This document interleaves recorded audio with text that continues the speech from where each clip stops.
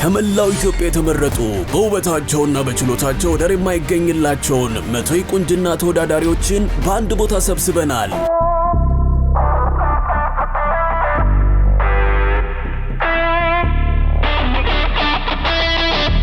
ነገር ግን ይህ መድረክ በልብስና በሜካፕ ብቻ የሚደረግ የተለመደ የውበት ውድድር አይደለም፣ ፈጽሞ የተለየ ነው።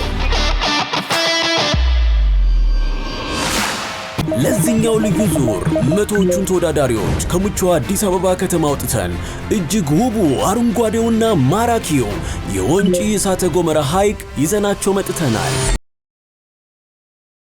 ውረዱ እንጂ! ሃሎ ውረዱ! ጉዟችን ቀላል አልነበረም። ነገር ግን የጠበቃቸው አስደናቂ ተፈጥሮ ሁሉንም ድካማቸውን ያስረሳ ነበር።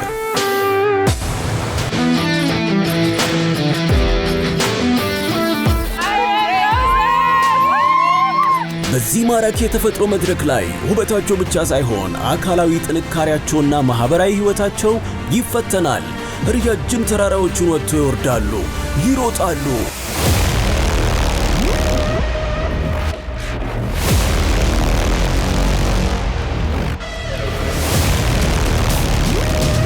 መንገዳችሁን እያስተዋላችሁ መንገድ አስተውሉ፣ እንዳትስቱ እንደቀደም የማይደረስ ቢመስልም ግን ደርሰናል።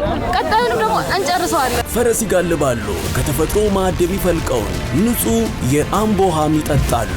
5 ሎኬሽኖች በመሄድ ትላልቅ ቻሌንጆች መሳተፍ አለባቸው። ከነዚህ 100 ሴቶች ደግሞ ዛሬ የሚቀሩት 60 ሴቶች ይሆናሉ ማለት ነው።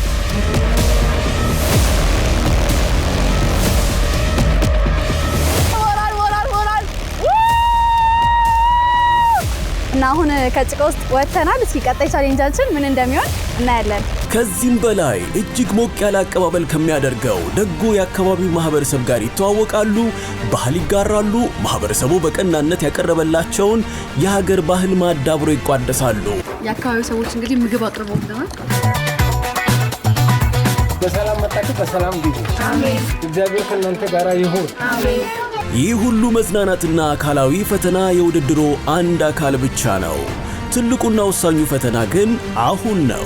ወደ ደሴቱ ደርሳችኋል። ስለዚህ ኑ እንዳይመሽባችሁ ቶሎ ቶሎ ሰራ እናርጋለን። እሺ፣ ወደ ቀጣዩ ቻሌንጅ የምንሄደው ዝግጁ ናችሁ?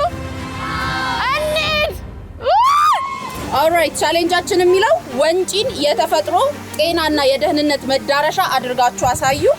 እያንዳንዱ ተወዳዳሪ በዚህ አስደናቂ ቦታ ስላሳለፈችው ጊዜ ማህበረሰቡንና የቦታውን ውበት በሚገባ የሚገልጽ የራሷን የፈጠራ ችሎታ ያከለችበትን ምርጥ የሶሻል ሚዲያ ቪዲዮ በስልኳ ትቀርጻለች። እንግዲህ ይሄኛው ቲም የብልህ ቆንጆ በጣም ስማርት የሆነ ጉዞ ነበር ያደረገው። ህጉ እጅግ በጣም ጥብቅ ነው። የሰሩትን ቪዲዮ በራሳቸው የሶሻል ሚዲያ ገጽ ያጋራሉ። ቦታውን በሚገባ ገልጸው የተመልካችን ልብ አግኝተው ከፍተኛ እይታ ማምጣት ያልቻሉ 40 ተወዳዳሪዎች ዛሬውኑ ተሸንፈው ወደ ቤታቸው ይመለሳሉ።